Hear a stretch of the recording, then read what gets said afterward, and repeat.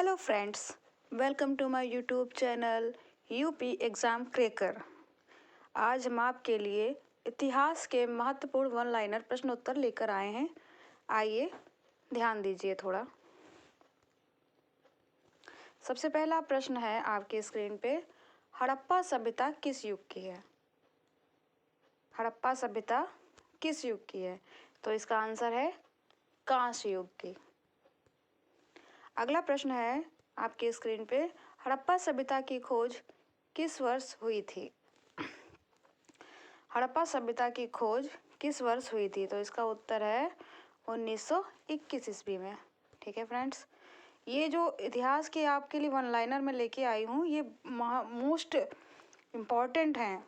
ये आने वाली प्रत्येक प्रतियोगी परीक्षा में बेनिफिशियल हो सकते हैं।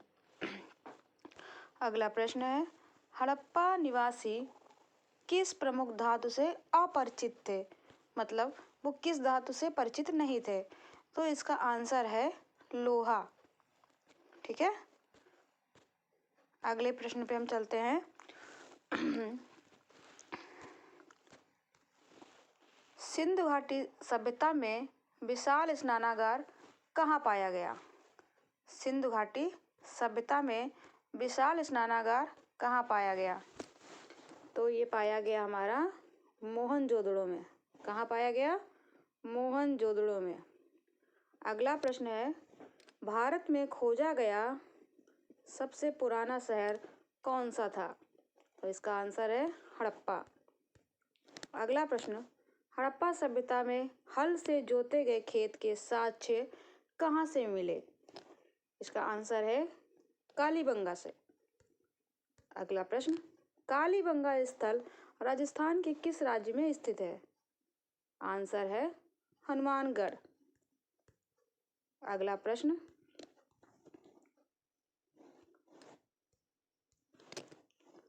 हड़प्पा सभ्यता का सर्वाधिक मान्यता प्राप्त काल कौन सा है?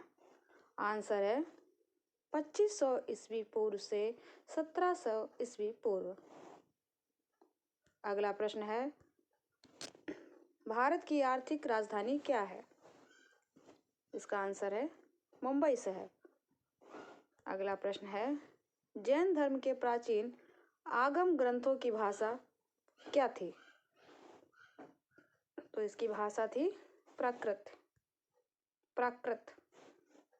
अगला प्रश्न, किस चीनी शासक ने 1341 ईस्वी में मोहम्मद बिन तुगलक के दरबार में अपना राजदूत भेजा था? इसका आंसर है तोगन तैमूर। अगला प्रश्न है आपके स्क्रीन पर, मयूर सिंहासन किसने बनवाया था? इसका आंसर है शाहजहां। ठीक है, अगला प्रश्न, शाहजहां की बेगम का क्या नाम था?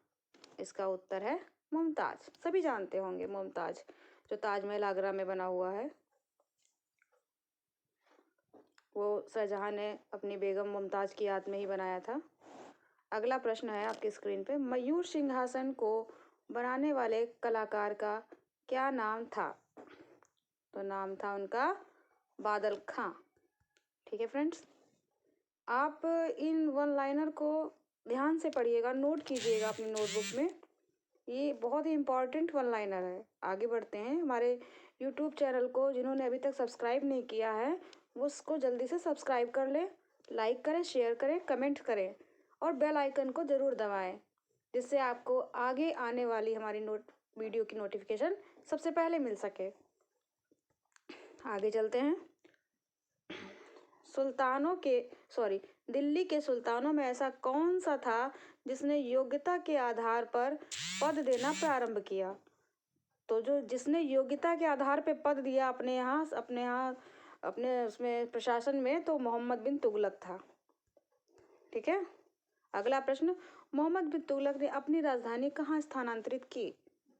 तो मोहम्मद बिन तुगलक ने अपनी राजधानी दौलताबाद में स्थानांतरित की थी।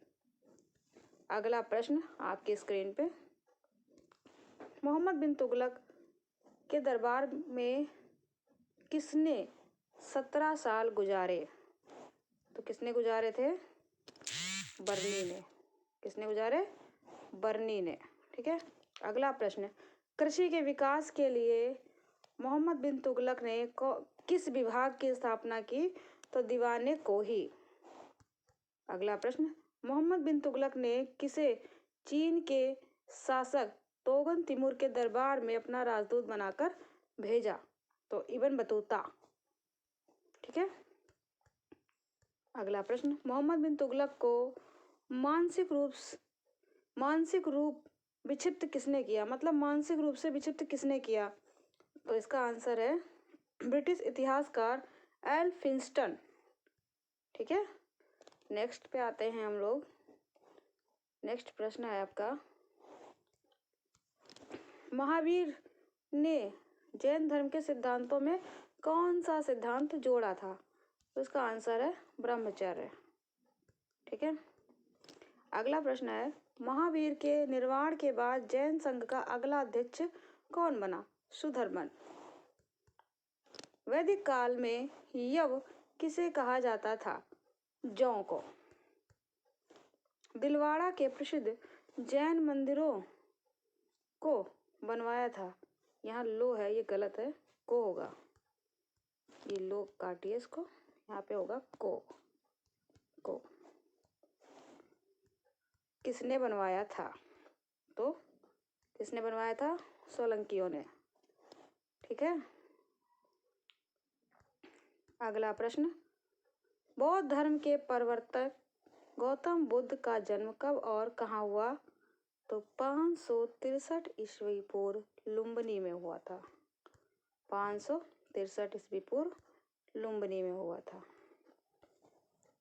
अगला प्रश्न आपकी स्क्रीन पे, शाक्य राजवंश के किस राजकुमार ने एक महान धर्म की स्थापना की? यानी कि सिद्धार्थ। इसका उत्तर है सिद्धार्थ। ठीक है। अगला प्रश्न आपकी स्क्रीन पे, आर्यों का जो प्रारंभिक जीवन किस पर निर्भर था? किस पर निर्भर था? तो पशुचारण पर, किस पर निर्भर था? पशुचारण पर। अगला प्रश्न, चित्रदूषण मृदभांड का संबंध किस काल से है? तो वैदिक सभ्यता से है। अगला प्रश्न, कनिष्क बौद्ध धर्म की किस शाखा का अनुयायी था जिसका प्रसार उसने मध्य एशिया व सुदूर पूर्व में किया? किस शाखा का, बौद्ध धर्म की कौन सी शाखा का कनिष्क ने जो प्रसार किया था मध्य एशिया में? तो कौन सी शाखा थी वो? तो वो शाखा थी महायान। ठीक है फ्रेंड्स।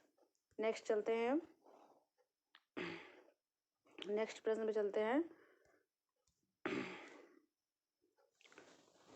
नेक्स्ट प्रश्न है, कला की मथुरा शैली में मूर्तियों का निर्माण हुआ? कला की मथुरा शैली में मूर्तियों का निर्माण हुआ था, तो उसमें जो कौन सा स्टोन था? तो स्टोन था रेड सैंड स्टोन से। कौन सा स्टोन था? रेड सैंड स्टोन से। तो फ्रेंड्स, हमने जाना आज इतिहास के बहुत ही महत्वपूर्ण वन लाइनर, जो आपकी आने वाली आगामी महाप्रतियोगी परीक्षाएं जो भी हो उसमें आपके लिए स्कोरिंग हो सकते हैं। तो इम्पॉर्टेंट है, नोट कीजिए और हमारे YouTube channel UP exam cracker को लाइक, शेयर एंड कमेंट कीजिए।